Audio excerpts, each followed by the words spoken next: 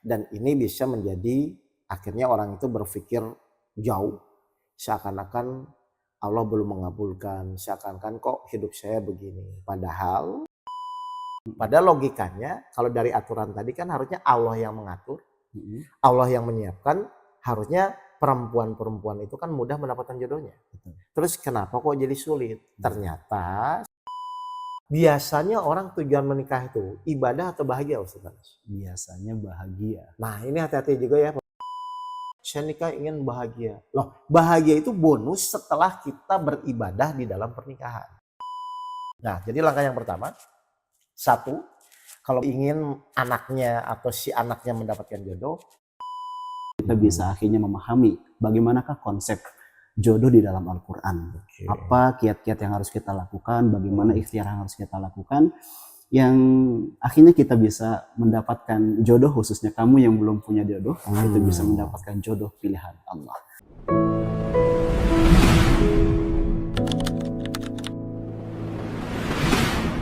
Assalamualaikum warahmatullahi wabarakatuh. Waalaikumsalam. Sahabat kehidupan di mana saja berada, kembali bertemu di podcast kehidupan bersama saya dan Ustadz Oke Setiawan. Di podcast kali ini kita akan membahas bagian daripada kehidupan yang mana kita ini kan menjalani hidup menginginkan mendapatkan kebahagiaan. Saya yakin sahabat kehidupan semuanya setuju itu. Lalu kita bisa melihat bagaimana kehidupan itu bisa kita dapatkan, kebahagiaan itu bisa kita dapatkan. Salah satu di antaranya adalah kebahagiaan dalam rumah tangga. Nah, kita bisa berumah tangga tentunya apabila memiliki pasangan, maka lahirlah anak-anak. Maka topik yang akan kita bahas kali ini adalah tentang bagaimanakah kita mendapatkan pasangan itu seharusnya. Atau dengan bahasa lainnya adalah kita akan bahas tentang jodoh. Langsung saja kita tanyakan kepada guru kita Ustadz Oke Setiawan. Ya. Assalamualaikum Ustadz. Waalaikumsalam warahmatullahi wabarakatuh. Alhamdulillahirabbil alamin. Allahumma sholli ala sayyidina Muhammad wa ala ali sayyidina Muhammad. Ya, silakan Ustaz. Dari jamaah ini banyak pertanyaan atau hal yang dibicarakan terkait dengan jodoh, Ustaz. Ada mereka yang merasakan kesulitan untuk mendapatkan jodoh. Entah itu laki-laki mencari istri atau istri mencari laki-laki. Entah mungkin keinginan jodoh itu sudah begitu menjadi permintaan dari orang tua. Sementara anak-anak mereka meskipun usianya sudah di atas 20, mereka masih berpikir, belum kepikiran, menikah mah nanti aja, seperti itu. Nah, dalam hal ini sebenarnya bagaimana sih pandangan Al-Quran terkait dengan jodoh itu sendiri? Baik, jadi yang harus Bapak Ibu pahami dulu ya. Sebenarnya kan apapun kejadian, anggaplah telat mendapatkan jodoh atau misalnya sudah berikhtiar tapi belum muncul jodohnya. Kan ini kan bisa menjadi suatu proses permasalahan ya. Dan ini bisa menjadi akhirnya orang itu berpikir jauh, seakan-akan Allah belum mengabulkan, seakan-akan kok hidup saya begini. Padahal secara rumus ya menurut Ustaz Anas, Allah tuh senang kita berpasang-pasangan atau sendirian. Pastinya Allah senang berpasang-pasangan. Dalam Al-Quran jelas bahwa Allah menciptakan manusia itu berpasang-pasangan. Bahkan dari jenis mereka sendiri agar mereka saling menyayangi, mencintai dan melahirkan keturunan. Berarti kan logikanya Allah sendiri yang menciptakan kita dan yang mengatur jodoh kita. Kan inginnya kita kan berpasang-pasangan. Tapi pertanyaannya, kenapa banyak orang yang selama ini sudah berikhtiar, bahkan mungkin sebenarnya kan yang jadi permasalahan wanita kebanyakannya, sudah usia 30 ke atas tapi kok belum dapat jodoh. Padahal logikanya kalau dari aturan tadi kan harusnya Allah yang mengatur, Allah yang menyiapkan, harusnya perempuan-perempuan itu kan mudah mendapatkan jodohnya. Terus kenapa kok jadi sulit? Ternyata silakan nanti ya Bapak Ibu bisa mengevaluasi di poin mana sebenarnya Bapak Ibu itu salahnya di mana. Karena logikanya harusnya jodoh itu mudah kalau kita mengikuti apa yang Allah perintahkan dalam Al-Quran. Kalau misalnya ada kesulitan, di checklist nanti. Misalnya, satu mungkin terlalu memilih, yang pertama itu. Atau yang kedua misalnya ada muncul ucapan yang kita tidak sadari, udahlah saya kerja, ngejar karir dulu. urusan jodoh, urusan nanti itu kan sebenarnya mengatur Allah secara tidak sadar. Oh, Nah, itu jadi bisa menjadi doa ya Ustaz. itu menjadi doa yang kadang-kadang saya mendapatkan banyak kasus tuh orang nggak menyadari itu. Jadi yang harus disadari itu logikanya jodoh itu harus mudah, tapi kenapa? Kok banyak perempuan-perempuan di atas 30 yang sampai sekarang belum menikah? Ternyata kita harus menyadari itu. Pasti kesalahannya dari kita, nggak mungkin dari Allah. Nah, jadi langkah yang pertama, satu, kalau Bapak Ibu ingin anaknya atau si anaknya mendapatkan jodoh, benar-benar memohon kepada Allah. Tapi diawali dari memohon ampun, mungkin ada kesalahan-kesalahan yang dia tidak sadari, terus akhirnya menjadi doa yang selama ini mengganjal dia untuk mendapatkan jodoh. Jadi ya Allah, saya mohon ampun, saya bertobat, apapun kesalahan itu, baru setelah memohon ampun bertobat, baru dia mohon. Ya Allah, berikanlah, datangkanlah jodoh saya.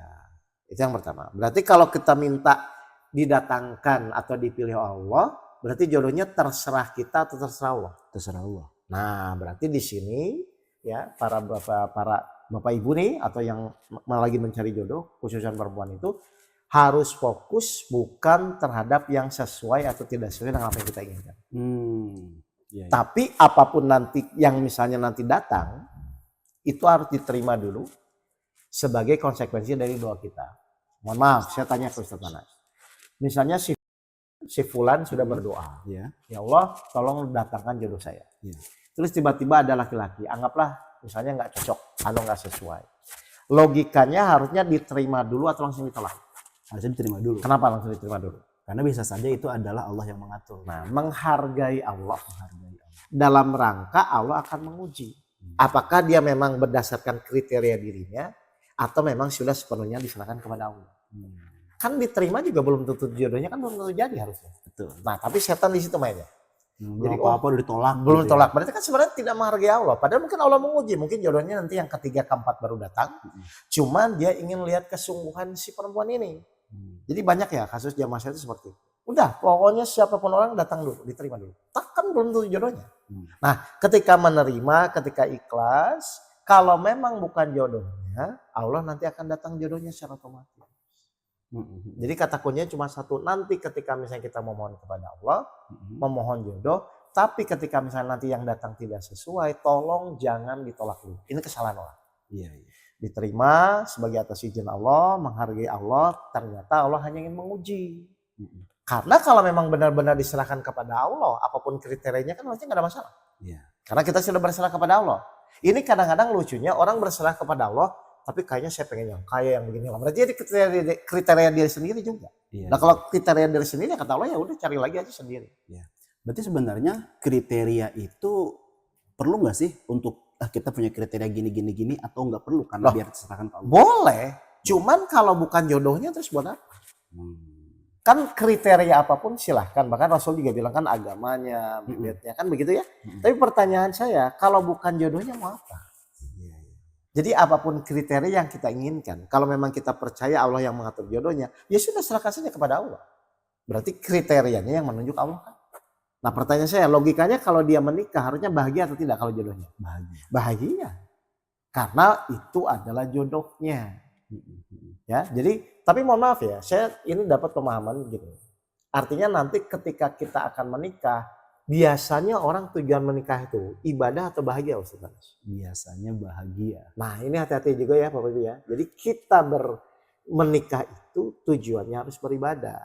Kenapa niat itu penting? Karena kalau tujuannya hanya bahagia, terus misalnya si pasangan kita nanti tidak sesuai dengan apa yang kita inginkan, ya kan jadi nggak bahagia. Tapi kalau niat kita nikah itu adalah ibadah, pasangan kita tidak sesuai pun itu menjadi sarana ibadah. Sehingga orang yang niatnya ibadah lebih siap di dalam menerima kenyataan meskipun pasangannya tidak sesuai dengan apa yang diinginkan. Oh, kenapa pasangan saya begini ya? Oh, ternyata ini sarana saya untuk menjadi sabar. Sarana saya menjadi ikhlas. Akhirnya di dalam rumah tangga itu muncullah nilai-nilai ibadah. Ketika semua dianggap sarana, harusnya jadi masalah nggak Ustaz? Enggak. Nah itu. Jadi niat itu begitu penting memegang peranan karena efek yang terjadi ke depan itu tergantung niatnya. Nah selama ini orang kan orientasinya saya nikah ingin bahagia. Loh bahagia itu bonus setelah kita beribadah di dalam pernikahan. Ketika suami istri sudah niatnya beribadah maka bonusnya diturunkanlah kebahagiaan. Bukan mencari bahagia. Karena nggak bisa. Bahagia itu adalah bonus pemberian dari Allah setelah kedua pasangan ini mengikuti perintah-perintah Allah. Kemudian sekarang bagaimana dengan mereka yang sudah menjalani rumah tangga, yang tadi wah ternyata niatnya salah, mencari bahagia, harusnya ibadah. Terus apa yang harus mereka lakukan? Ya sama, tadi saya bilang diawali dari permohonan ampun kepada Allah karena ketidaktahuan kan. Lalu memperbaiki sikap-sikap kita. Ternyata memang pasangan diciptakan itu untuk saling menguji. Ya kan di surat jelas kan surat 25 Al-Furqan ayat 20 itu bahwa kami akan menguji sebagian kamu dengan sebagian yang lainnya. Berarti ketika memang istri, ya jangan kaget akan diuji dari suaminya. Suami akan diuji dari istrinya. Lalu keduanya akan diuji dari anaknya. Memang seperti itu. Cuman ketika dalam orientasi pemikirannya adalah semua adalah sarana ibadah, berarti jadi masalah nggak? Nggak ada. Nah sekarang saya kembali lagi ya. Jadi ketika misalnya bapak ibu anaknya yang belum berjodoh, yang usia sudah misalnya anggaplah 30 ke atas, tenang saja. Mohon kepada Allah, bertobat kepada Allah, langkah yang pertama. Lalu yang kedua, tolong jangan tolak dulu. Kalau ada laki-laki yang datang, meskipun itu kelihatannya nggak sesuai, bahkan mungkin seakan-akan tidak pantas untuk dirinya, dihargai dulu bahwa ini atas izin Allah. Karena orang datang kepada kita pun itu pasti ada ujian dari Allah dan Allah akan melihat dia bisa menerima itu atau tidak. Kan intinya kalau bukan jodohnya tetap nggak akan jadi kan. Betul. Terus gini Stan, maka kalau misalkan ikhtiar itu sudah dilakukan, menerima, maka akan timbullah pemikiran apakah benar ini jodohku, apakah benar ini jodohku. Nah di situ kan ada keraguan, butuh penguatan, kita butuh ciri untuk bagaimana kita mengetahui bahwasanya ini adalah jodoh pilihan Allah. Baik, ketika misalnya jodoh kita datang, itu munculnya bukan rasa hawa nafsu, bukan tergesa-gesa. Jadi kayak biasa saja, tenang saja. Itu biasanya. Dibilang cinta juga mungkin biasa, karena nanti akan munculnya setelah pernikahan. Jadi kalau bapak ibu nanti mulai belajar ya, memahami oh itu jodoh kita atau bukan, itu munculnya dari rasa di hati kita, dan itu nggak bisa direkayasa ya. Maksudnya menggebu-gebu atau tenang-tenang saja. Biasanya kalau jodohnya itu tenang-tenang saja. Itu yang pertama. Ya. Terus yang kedua, biasanya frekuensi untuk cekcok, untuk apa itu berkurang. Kalau jodoh itu berkurang. Karena ya kalau tidak dimunculkan dari nafsu, itu kan orang tuh bisa saling ya udahlah misalnya. Jadi saling memahami itu secara otomatis kok begitu. Dan saya yakin bapak ibu pun nanti akan merasakan kalau jodohnya itu bukan. Atau kalau bingung, Allah kan memerintahkan misalnya salat istikharah, betul? Memohon petunjuk. Dan biasanya kejadian-kejadian kalau jodohnya itu biasanya dipermudah. Dipermudah. Artinya tuh prosesnya jadi mudah, dua keluarga jadi saling memahami itu kan terjadi. Kalau jodohnya. Iya. Ustaz, tadi ada kata-kata cekcok ya, dimana kalau misalkan jodoh itu pasti dia nggak cekcok. Bukan tidak cekcok ya, maksudnya meminimalisir kecekcokan karena memang dasarnya adalah permohonan kepada Allah untuk disatukan. Iya. Kalau cekcok pasti.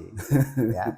Berarti sebenarnya cekcok itu sudah hal yang lumrah ya. Betul, tapi kalau niatnya ibadah dari awal, justru cekcok itu menjadi sarana mereka untuk berlatih kesabaran, keikhlasan. Iya.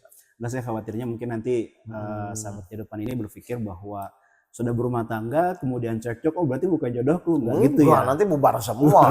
Karena jujur saja kan manusia itu punya background yang berbeda-beda. Betul? Misalnya suaminya dulu misalnya anggaplah orang Medan, istrinya orang Jawa, ya pasti kan udah kepala pikirannya juga beda-beda kan. Nah bagaimana menyatukan, ternyata disatukan dalam pernikahan. Makanya dari awal tolong ya Bapak Ibu saya wanti-wanti, tolong niatkan menikah itu adalah ibadah, bukan mencari kebahagiaan. Karena bahagia itu adalah bonus setelah niat kita beribadah, pasangan suami istri itu melakukan ibadah. Berarti apapun nanti kekurangan si suami atau si istri, itu bukan masalah tapi menjadi sarana ibadah dia. Jadi antara pasangan dan pasangan. Iya. Kemudian sedikit Stan. Pada umumnya orang itu kan ketika ingin mencari jodoh melalui jalur yang disebut dengan pacaran. Apakah itu diistilahkan pacaran, diistilahkan dengan ta'arufan, tapi umumnya pacaran lah kayak gitu. Nah ini gimana sebenarnya? Nah sebenarnya jelas ya, kalau secara syar'inya mungkin kita lebih ke arah ta'aruf ya. Ta'aruf itu saling kenal.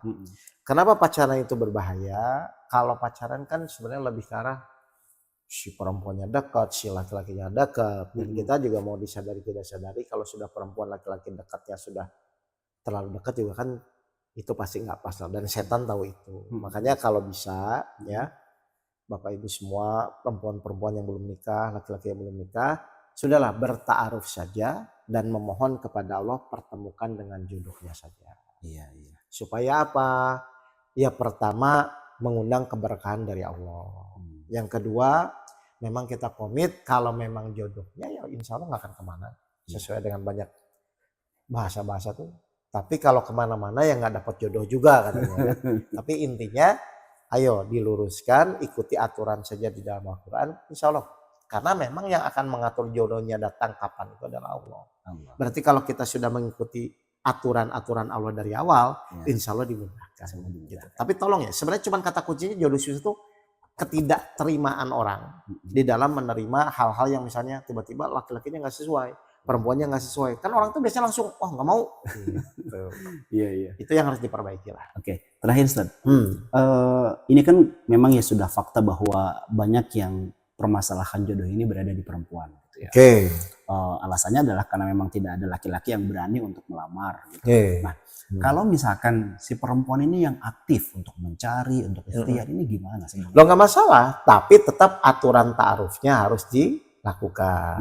Maksudnya kan bukan genit mencari laki-laki, kan bisa ada biro jodoh atau misalnya ustadz-ustadz tuh sekarang banyak tuh komunitas akhwat ikhwan kan yang melakukan itu, silakan saja. Kan semua juga boleh ikhtiar dan mudah-mudahan. Tapi ingat ya, ikhtiar yang dilakukan bukan untuk mencari jodoh, tapi diniatkan hanya beribadah. Berarti sikap dia bertawakal kepada Allah. Jadi mencari itu dengan niat bertawakal. Hasilnya nanti dapat nggak dapat itu terserah kepada Allah. Artinya ketika ikhtiar mencari jodoh itu tidak mikirin nanti dapatnya siapa, bagaimana ya. Kan katanya terserah kepada Allah. Pokoknya dia ikhtiar semaksimal mungkin dalam rangka bertawakal. Tawakal itu apa? Ya berserah diri terhadap Allah apapun hasilnya. Sehingga nanti ketika Allah mendatangkan jodohnya, dia pun harus menerima. Karena tugas kita ikhtiar itu bukan menentukan hasil, tapi menerima hasil. Alhamdulillah.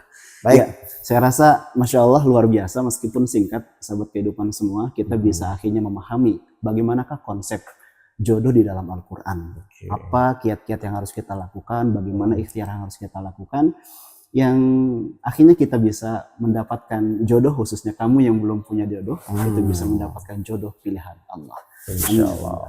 Akhirnya, semoga podcast singkat ini bermanfaat dan sampai ketemu di podcast berikutnya. Terima kasih. Saya Nasur Fahmi. Assalamualaikum warahmatullahi wabarakatuh. Waalaikumsalam warahmatullahi wabarakatuh.